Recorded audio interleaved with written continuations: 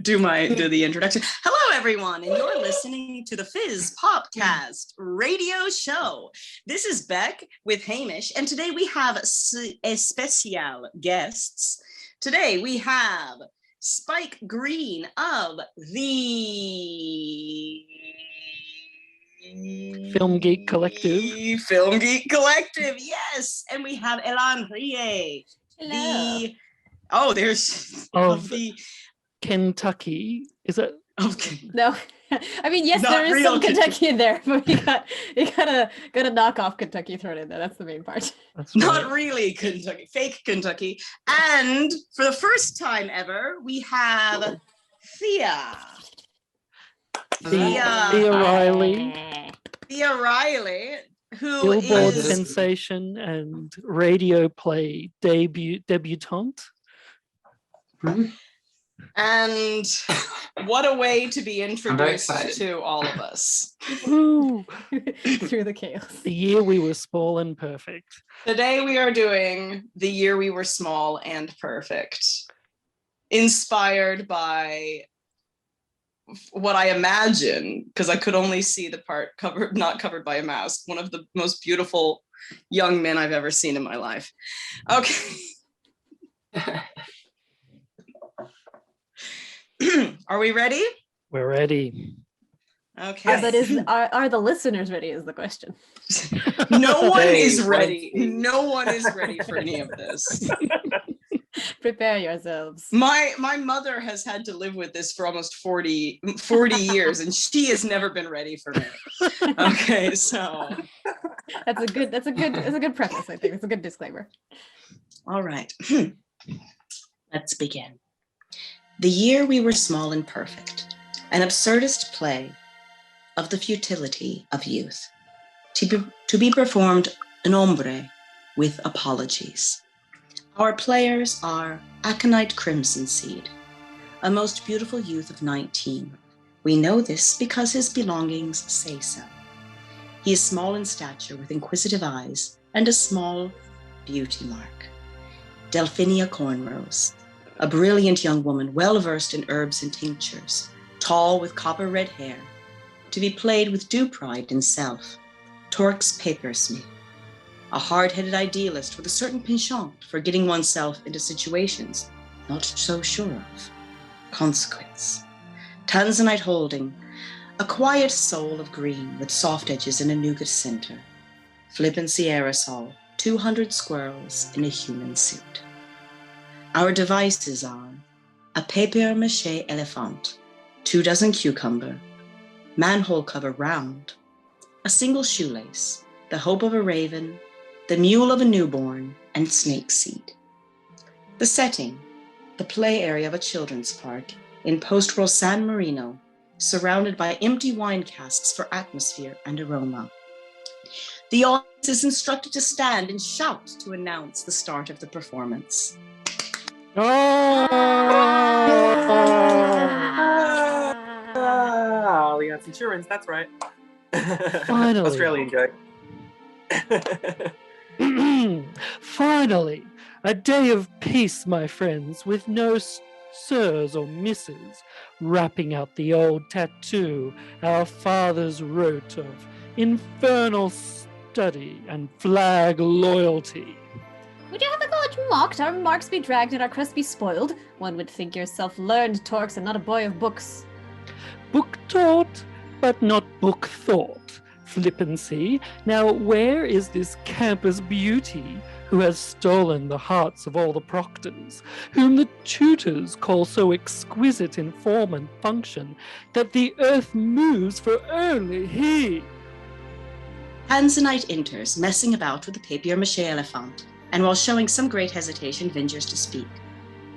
You speak of aconite? Nary, I guess. For what a word is uttered on this campus, those words are of our aconite. Our? He do not have you or any. Perfection is a lonely place when one who possesses the desire of others does not desire to be possessed. If he would desire, would you be possessed? Not for the world. for my heart could not take the melancholy threat of losing such a possession. For once he were in my hand, his leaving would be just as assured. Speak, Tanzanite, you too love him well. No better than any other, and no worse, and no more well for loving. They all laugh at their folly and mess about with the elephants, pasting bits of color paper to the floor. All at once, the scene turns azure, and hearts flutter as Aconite enters the scene. He delves into his waistcoat pocket and brings forth a hand of snakeskin. The papier-mâché elephant is nearly prepared, and the timing most opportune, for I've spent the early hours collecting snake seed and long to rid my waistcoat of the stuff. What? Snake seed? I've not heard of such an herb. Though I not be so well versed as Delphinia, I feel my time spent in books would have given a chance to see the name at least once. No, no such herb nor root, not branch nor bulb is there by that name, common or other. The group twitters and coos. Oh,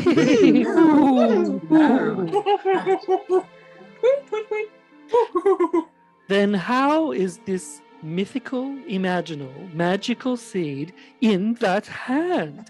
Tell me that his desire to possess would make fictional fancy ineffable fact.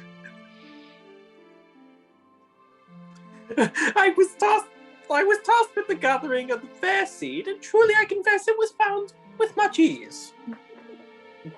Such person of perfection is vexing. My trick revealed, I hope to hide this one away to work my charms, but in my actions I have altered the fabric of reality itself, now that it be spun with that which makes this man. I find myself in your debt, as you have laboured upon the elephant, and I, given such an easy task, was led to wander those Viridian glades, where I did meet no less than 3 fairy folk, who offered me their very lives to do my service. Is this fairy folk that even the imaginations of sweet Aconite would come to him in flesh and offer themselves up to him? 'Tis a wondrous horror. Pray, my loves, do not mention any foul or horrid thing that he might bring it to being with his sweet gaze. Aconite places the snake seed in a small mound on the floor. None dare touch it for fear. Stands to reason, if my reasoning stands, that Aconite is more magic than mortal, though he know it not himself. Would cover such a bevy of mysteries merely past a serendipity or happenstance. They gathered to discuss the issue, neglecting the work on the papier-mâché elephant. Tanzanite exits to procure 2 dozen cucumber, which the collected group consumes with such a cacophony of crunches. Are we all bewitched? I say he is as the sun, but as the sun I cannot reach, and yet I cannot stay my hand. Now would we become dining on that which even the swine will not consume? What do you mean, flippancy? What of pigs and swine? Not but a tale my grandfather told, that while the portulent porcine will eat even their own brethren, the humble cucumber is trampled beneath cloven hoof. Regard this cake I have found, such a heavy cake. Surely it will satisfy any appetite and fortify our blood, as it contains much iron. Holding a manhole cover, it is made of iron and embellished with numbers, such as found on a city street. No one likes Tanzanite's attempt at humor and scoff. Aconite re-enters, cloaked in the hope of a raven. This will not stand! Ha-ha! What has befallen our steadfast talks? See how he rattles and shakes? Is it envy of my cloak which is woven by the wind from the very hope of ravens? Torx is absolutely not having any of this. Is one thing to be pretty perfection, Aconite, to have the professors profess their passion and the lecturer languish in love and the dean demand your... It's quite enough.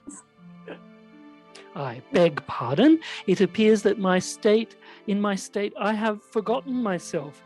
I shall not forget that today in this place all the warm feelings I held for you have turned to animosity. The journey from love to hate is a short one indeed. Truly. Let us remember that time spent pining will leave one with splinters. The life of lust can make one quite rash. They continue to make jokes at the expense of Torix, who, seething in anger, amuses himself with a shoelace. Henceforth, Aconite shall be my rival. Even I must confess that it's highly unlikely. What for do you make such a bold statement? One cannot rival that which he does not match, and it is known our Aconite has no match. Aconite shoots to his feet with a great speed in a flurry. The match! It's nearly 2 and 4 and the game begun. Make haste, my friends. Make haste. The elephant shall serve in current state, though the hindquarters be near bare. Aconite we dare not touch, yet we needs must gather the mystic snake seed up, for we know not its function. Mayhap it serve to turn the score in our favor. You would choose mischief and magic in our friendly college game? For shame. For victory, we must even love the mount, and should this seed serve that purpose, Aconite shall have purchased my affections once again. Such fickle folly suits you well. I would welcome your pursuance once again, as meaningless as it may be. Now come, friends and lovers, to the field. They gather up their belongings and, pushing the papier-mâché elephant, depart with a jovial hurrah. Flippancy tarries a moment after. Another day done, another day older.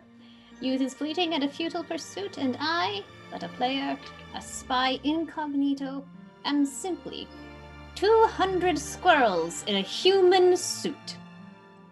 Flippancy runs after the others, and in the distance the mewl of a newborn child is heard. End. Note, my mobile phone automatically corrected several words, and I do not recall what I intended to write, so I decided to leave it to fate. Those words being mostly mount.